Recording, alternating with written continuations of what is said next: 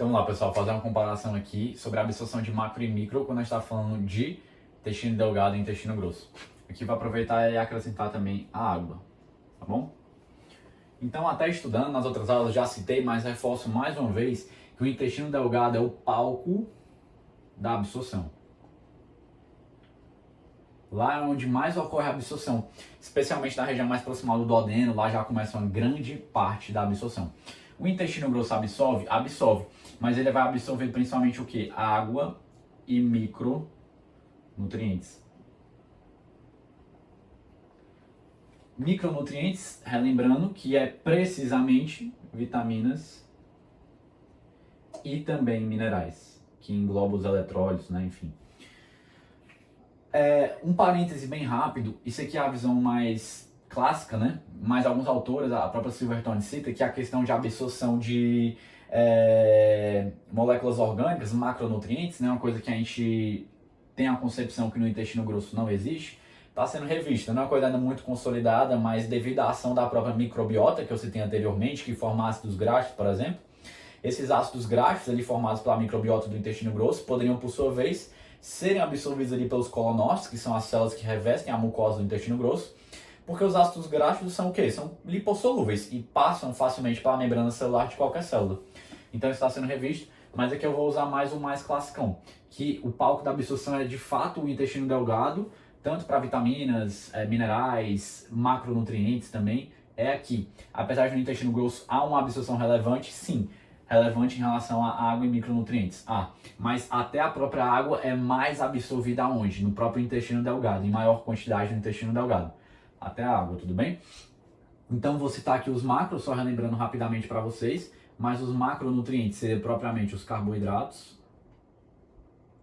proteínas e lipídios, que são absorvidos aqui no intestino delgado. E os micronutrientes que são absorvidos aqui são vitaminas e minerais também. Que seria aqui justamente a palavra que eu estou usando para me referir aos próprios eletrólitos. Tudo bem? Eletrólitos, porque depois que entrarem em contato com as substâncias do organismo, são eletrólitos para a gente, ok? As vitaminas, só para classificar um pouquinho mais claro também, podem ser lipossolúveis ou hidrossolúveis. As lipossolúveis, é só lembrar aquele mnemônico, né? Tem pessoal que fala queda, eu falo ADEC, né? Mas geralmente todo mundo fala queda, então eu vou botar queda aqui, que pode ser a maneira que vocês conheçam. Que a vitamina K, E, D e A. E as hidrossolúveis é B, o complexo B, né? Existem várias Bs. E também A, C, enfim. Só queria fazer aqui um parêntese que é muito importante também ser citado nessa aula. Das vitaminas do complexo B, elas são geralmente, e do A, também vitaminas hidrossolúveis, porque as lipossolúveis são absorvidas aqui no intestino delgado junto com os lipídios. Então tem uma parceria muito grande entre as vitaminas lipossolúveis aqui e os lipídios. As hidrossolúveis, por sua vez, são absorvidas ali no intestino delgado como? Fazendo a revisão, saindo um pouquinho do mundo do intestino grosso, mas vamos focar aqui que é importante ser citado. As hidrossolúveis, a maioria do complexo B, a vitamina A, a vitamina C, são absorvidas geralmente em cotransporte com sódio. Lembram dele? O sódio, que todo mundo gosta de pegar uma caronazinha com sódio. Então as vitaminas hidrossolúveis, quase todas, são absorvidas junto, né, de carona com sódio. Existe uma exceção que deve ser pontuada aqui, que seria a vitamina B12.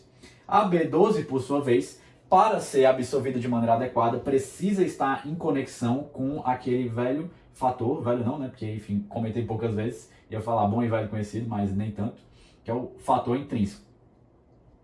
Fator intrínseco que é produzido, relembrando, pelas células parietais. Então, esse fator intrínseco é produzido pelas células parietais e se liga ali à B12, só que essa absorção só vai acontecer a nível de delgado, mais especificamente aonde? No nível do próprio ilho. No ilho a gente encontra regiões transportadoras específicas, ali, transportes específicos, que ocorrem na região do ilho, que vão reconhecer essa B12 ligada ao fator intrínseco, tá bom? Então lá no ilho há esse reconhecimento da vitamina B12 ligada ao fator intrínseco, e após esse reconhecimento pelos transportadores ali, a consequente absorção, tá bom? Então só para citar esse detalhe daqui.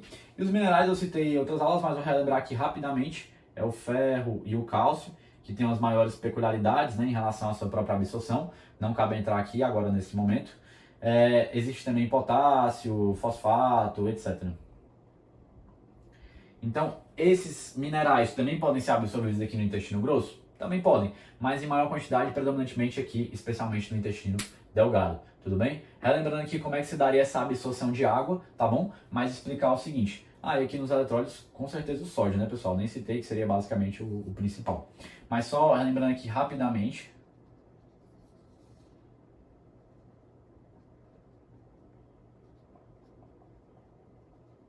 a gente teria aqui o nosso próprio colonócito.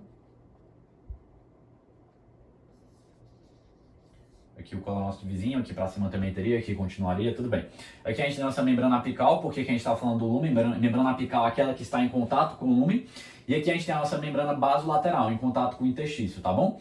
Aqui a gente teria a via paracelular, que é aquela via que se dá entre duas células ali justapostas. Então aqui a gente teria a via paracelular, que é uma via muito importante, quando a gente está aqui falando de intestino grosso, para que haja a absorção adequada de água. Tá bom? Vamos entender só o seguinte antes de falar da água, entender que aqui na membrana basolateral tem a própria questão da bomba de sódio e potássio, baixa a concentração de sódio aqui dentro da célula, não vou me alongar tanto, mas só explicar que o sódio, pela concentração estar baixa dentro da célula, o sódio entra. Se o sódio entra aqui na célula, depois sai para o interstício. Esse sódio vai se acumulando aqui no interstício. Esse acúmulo de sódio faz o quê? Aumenta a osmolaridade. Se eu aumento a osmolaridade aqui do meio intersticial, essa osmolaridade está bem maior do que o lúmen, porque o lúmen está com osmolaridade baixa. Por que ele está com osmolaridade baixa, Pedro? Porque o sódio não está sendo reabsorvido? Perdão, reabsorvido não, tem essa mania de falar, pessoal, por causa do rim, desculpa. O sódio não está sendo absorvido? Pelo sódio estar sendo absorvido, ele vai ser o quê? Vai cair a osmolaridade aqui no meio do lúmen. Consequentemente, a água tem a tendência de ir para o meio que está com osmolaridade maior, aquela própria questão do gradiente osmótico. Então a água vai seguir aqui na via paracelular e também ser absorvida aqui quando a gente está falando a nível de intestino grosso. Então só para citar isso daqui. E é basicamente isso. Só ver se faltou alguma coisa mais importante. Não, queria só fazer esse paralelo e citar com vocês essa parte daqui, tá bom? É isso.